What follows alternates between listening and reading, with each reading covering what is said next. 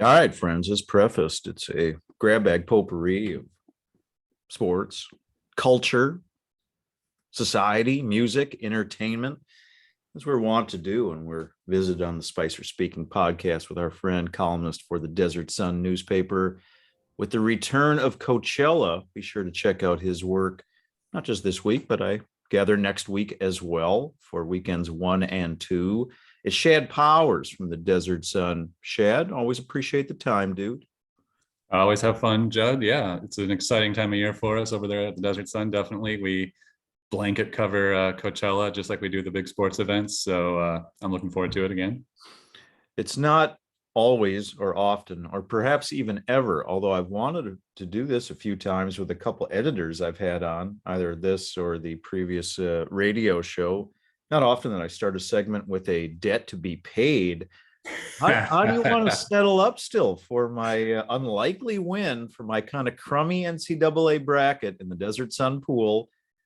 The Jayhawks, and there was a big hill to climb in the Final Four to usurp you. How much Mhm. did I win, and how are we going to settle that up, man? Yeah, I apologize about that. I haven't settled it up yet. It's not quite as easy when we don't see each other that often. But yeah, your Jayhawks. I don't want to say your Jayhawks, but the team you picked, the Jayhawks, you were the only one to pick Kansas to win it all. So you racked up the points at the end there and blew past me. I shouldn't even say me. It was really my. I write this column every year where I basically pick golf balls out of a pumpkin, and that bracket did really well this year. It had a Duke Kansas final, so it was doing well, racking up points. But yeah, I owe you some cash on Nice. the app of your choice. We had 19 brackets in the pool this year. So it's around $35. Sometimes people do. We only do a $2 entry. Fine. So I think your share is 75% of that. So if you can do any quick math, I think you're looking at about $25. Okay. Hey, I'll take the $25 along with the Yeah. pride and glory that comes with that unlikely win for a bracket that I was all but ready to crumple up, tear apart, throw away, I'd say a week in to this year's NCAA tournament. Yeah, I think a lot of people this year, I mean, this was a bracket. I mean, this was a year where a lot of people's brackets were busted early. A lot of Final Four and even championship picks got bounced right away. So it was definitely a crumble up your bracket and then pick it up off the floor like a racetrack horse racing bet where where you throw it away, but then somebody gets disqualified and has value later. That's what this No, year's. no worries. I'm not going to send my trio of dogs after you to collect. I'm sure we will do so in good time. As you mentioned, we don't see one another in person too terribly often. However, for another sporting revisit, we did get to spend some time together in recent weeks, I guess I'll say at this point, for Mhm. the annual, albeit final playing of the Chevron Championship. Later in this episode, I've got an essay after some time to reflect on what we saw and experienced at that final Chevron. Has it, you've covered this event a lot of years, more years than I have. Has it settled in for you that what we experienced on that Sunday was it? Did that close the book? Yeah, it is sort of surreal. I think it'll hit home a little harder when April comes around next year, and we're twiddling our thumbs a little bit. But yeah, it was sort of there was definitely a lot of reasons during this last tournament too, where they show sort of made you feel like it was the final one. A lot of retrospective looks from us, definitely the Desert Sun and things like that. But yeah, being out there and listening to the players, there was some certainly some lament, uh, but it was always sort of couched with but I guess it's a reality and think, this probably is technically the best thing for the LPGA and for women's golf at this moment, but it's definitely a gut punch to us here in the desert Yeah. specifically. The golfers move around, they can handle that, but for us, this is a staple. Let's face it, we have 3 pro sporting events every year, and now we're only going to have 2. And that's a big blow to us, certainly sports fans in the desert, and at the paper as well. I'd like to think that you and I, respectively, along with our friends and your full-time colleagues at the Desert Sun newspaper, we do our jobs pretty darn well. But I don't know, man. After a little more time to reflect, I kind of asked myself, did I do a good enough job as somebody? We're not promoters for the event, but we are storytellers for the event. And again, you and I both have done so, you longer, for quite a while. I don't know if we bear any responsibility. Maybe I'm just being too hard on myself. Maybe I'm just still a little visceral and feeling a little sensitive about the fact that we lost a major. Did that thought ever occur to you? Like, man, maybe I didn't do a good enough job pumping or promoting this event? No, I did an amazing job. No, I'm just kidding. You did. You did. No, yeah, I know what you're saying. Like, it is kind of, yeah, it's sort of, there is sort of that, like, you know, like when a girlfriend breaks up with you or something, that feeling of like, well, what happened? Why, you know, I thought we had a good thing going. That is what it does. There's a little bit of a feeling like that. You know, obviously we're not power brokers in that way that can really move the needle much, but it is like, yeah, there is sort of a feeling of like, well, you know, a hollow feeling that maybe something more could have been done. I talked to some people, Christina Kim in particular had a lot of sort of harsh words for all the people that make those type of decisions. She felt like, you know, if people really wanted that tournament to still be here, it would still be here, basically, was her overall point. And she's right, probably.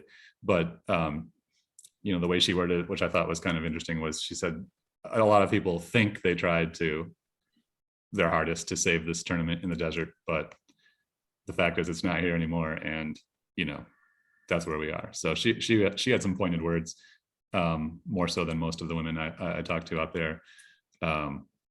You know, I think that has to do with age a little bit too. When you talk to a younger golfer, they're just, you know, they're not quite as tuned into the history of this tournament anyway. And B, you know, they're just happy to go with the flow. And if it brings in more money, certainly that helps them. And there's no shame in, you know, wanting that. So I think the more veteran golfers, I think we're taking it a little harder than the sort of young up and comers. But I don't know, it's just going to be a hole in our sports rhythm around here for sure. I think so. And again, as a revisit, but for those that didn't have opportunity perhaps to read Shad's article and his interview with Christina Kim, 20-year LPGA veteran, one of the most candid players on either the men's or women's tours. It was one of the most telling, certainly candid pieces of coverage from the whole event. Honestly, man, backslaps to you for getting that. It felt cathartic for someone to speak so truthfully, as very few really did. There was a lot of tap dancing, and she was blunt. And I think, you know, the coverage demanded some of that. So that was a great get by you. Talk some more sports before we get to Coachella upcoming this weekend. For those watching this feature interview for this week on YouTube, you can see that Shad's got his proudly donning his Detroit Tigers hat, along with his I couldn't see there. You got your Coachella shirt on as well, totally ready for the event. Per the lid, you and I both children of the 80s. We both had the benefit of our respective teams winning pretty awesome world championships. And hey, look, if you're a, you know, Yankees fan or someone like that, you might not say that of every championship it was an awesome championship, but yours in 84, mine of course in 87, and then again in 91. Those were big deals. And you know, your club has been back to the promised land a couple times in the new millennium under Jimmy Leland, couldn't get it done. My team has never been back, and has obviously had some historic playoff struggles since that 91 championship. Baseball got underway in recent days, but I got to ask you, man, again, kids of the 80s, we grew up with some special teams and what I look at as a special era, not to get too nostalgic, but those were big deals. The opening days were big deals. And it felt like this year, we just kind of roll. Obviously, there's labor strife to be considered. That was some of the news about going into the baseball season, but from March Madness to the Masters to now the NBA play-in and subsequent playoffs. Man, it feels like more and more onset of the baseball season is getting lost in the shuffle. Yeah, you're not wrong. In fact, like 5 days before the season started, I had to, in one of our sports meetings, I actually had to ask, our editor Matt Sensky, like, when is opening day again exactly? Like, is it, I wasn't sure, even though I was excited about it, because usually it's, they've even changed when that is, right? It used to be maybe on a Monday, and then now it's kind of on the weekend. This year it was on a Thursday. You're right. It does lose a little bit of a luster, certainly since when we were kids. Yeah, I mean, opening day was so huge. I mean, this might be shocking to people, maybe not. I distinctly remember teachers in class wheeling out, like the TV that they would show videos on to show opening day in Michigan. That actually happened at least once. Because I think if I remember right, opening day was, I feel like it was on a Monday. On an actual day. And in the day, and so you were at school. But yeah, so it's funny to think about that it just popped into my head. But yeah, you're right, that it has lost a little luster. And we all know baseball in general is sort of losing the younger fan, I think. Certainly a lot more competition for things to be interested in than when we were than in the early and mid 80s.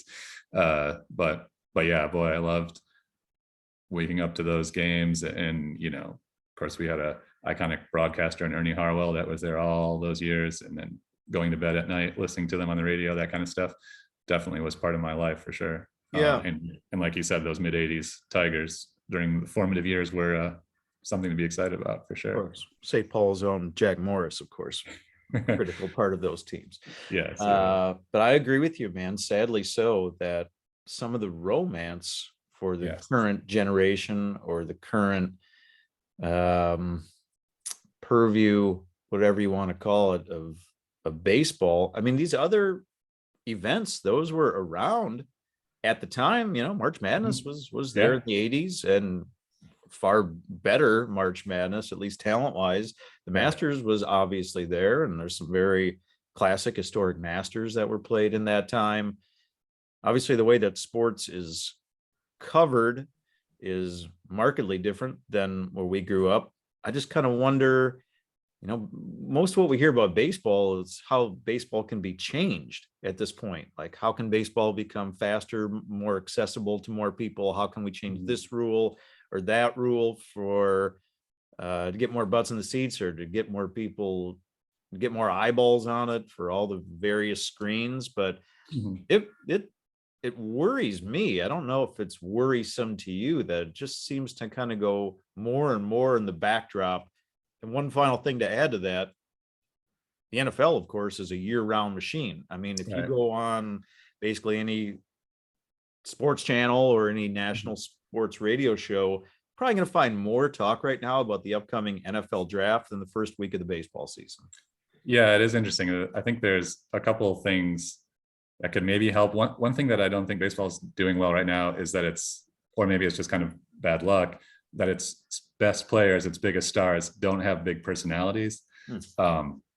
Mike Trout being the obvious person to point to in that, but if you ask a lay person or a general sports fan who are the 5 most famous baseball players right now, they would struggle too, I think.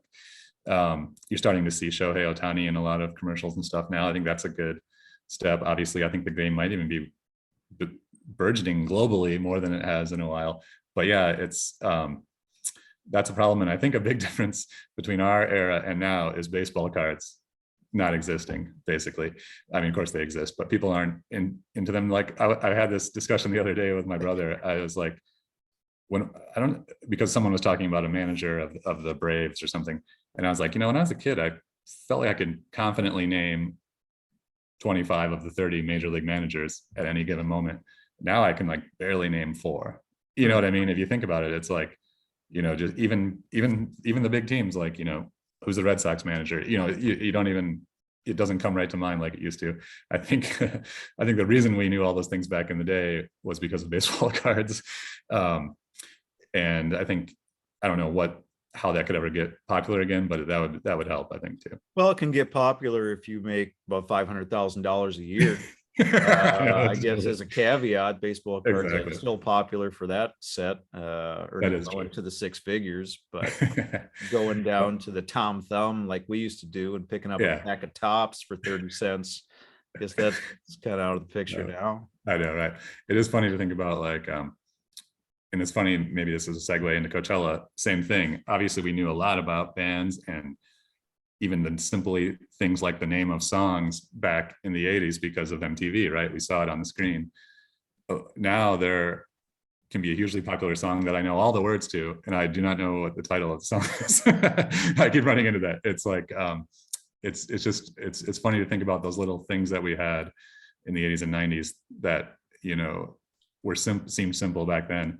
And now it's kind of like, yeah, I wish we still kind of had that. That really helped us. We didn't know it at the time. We were really like soaking in knowledge in some ways that we weren't really, you know, caring about back then, but I wish we were having now. Could use that as a baton pass, visiting, of course, with Shad Powers of the Desert Sun, columnist. Read his work as Coachella rather returns this week, and then for weekend 2, buy a Desert Sun newspaper. Check them out at desertsun.com. Correct me if I'm wrong. First time that Coachella has taken place since 2019. Is that right? Correct. Yeah, Okay. that's right. Hopefully we can, I think, maybe now stop prefacing a lot of event sentences with those words, which I Right. think we are.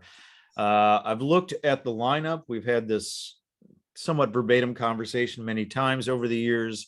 I recognize 3 names, and then there are 53 other names that I have never heard of. Maybe I'm getting a little older and a little removed from what the kids are listening to. As far as the names that I recognize, to start with those, Shad. Billie Eilish, can't say I know a lot of her music. I know that she is going to be there. Danny Elfman, a lot of people are like, oh, Tim Burton, The Simpsons. Like, no, that's Oingo Boingo. Oingo Boingo era. Hopefully we'll drop in some of that. Yes. And then I know that Kanye West was supposed to be the headliner, and he is out. He has been subsequently replaced. Is this because he's just a total whack job, or is this because something more specifically has happened that he decided to step away at the last minute? I think it's the first thing you said.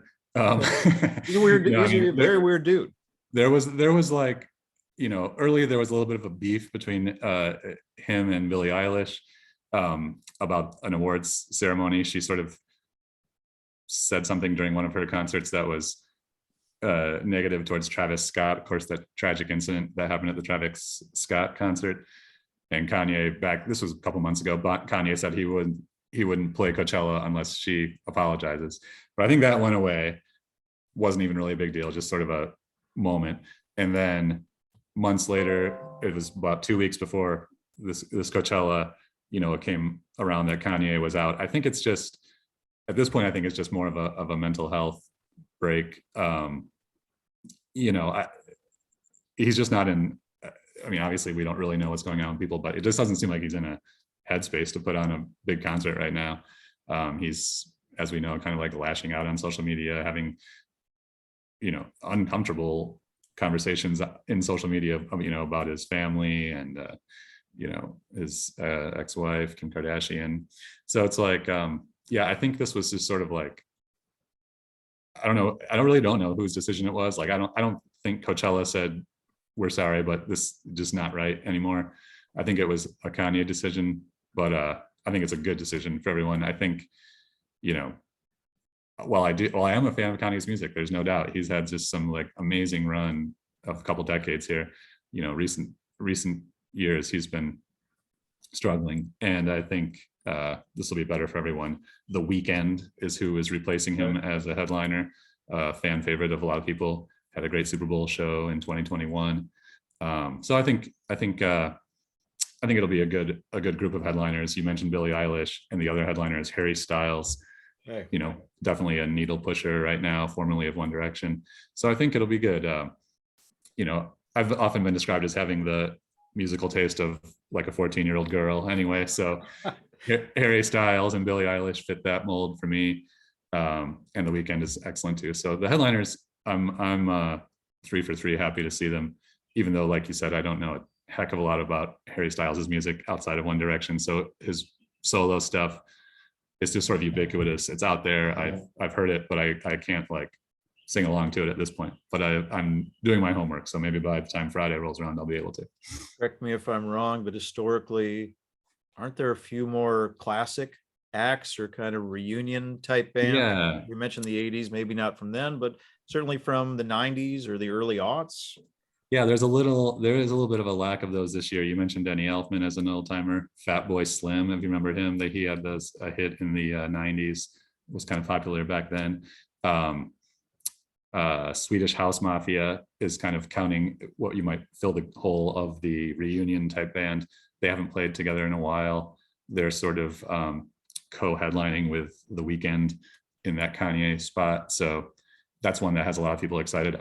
They're more of a techno, like an EDM dance music outfit, to use the oldest person word to describe a band.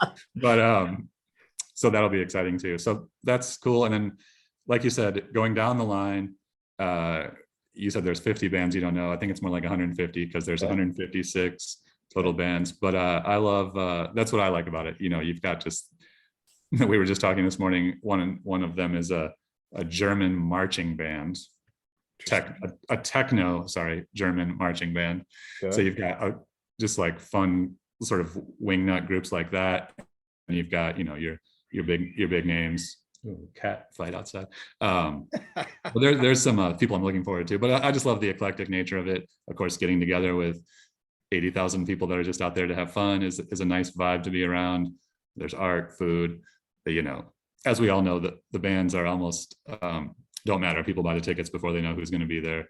It's about being there and enjoying the moment. And you know, I'm looking forward to finally doing that again after 3 years. You mentioned 80,000 people, most of whom are coming to our desert proper from places sometimes far yonder, basically from all over the world. This hasn't been something that has occurred again since 2019. Have you sensed that because of missing a few years, that there is now a greater appetite, more hunger for a return of Coachella? I think so. I definitely do feel that. I think people that have, you know, were 50-50 ongoing, you know, throughout their lives are like, oh, I kind of want to hit this one. You mentioned a lot of, international travel may still be a little bit of a deterrent or a difficulty that might reduce the number of people that might be here. I think in 2019, they basically had 90,000 each day, or 90,000 people bought tickets. So I think my assumption, my gut is it's going to be a little less than that, but not a lot less. So I think that we're still looking at a huge number. And I do think for the people that like to go every year, like me, it has been a little bit of a tough drought. This is a fun part of the course of my year.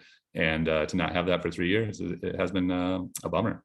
Let me ask you lastly, Shad, as you referenced that over the years, Coachella has been known for surprises, whether it be someone that just pops in that is not on the poster, whether it be a hologram, whether it be some unanticipated reunion.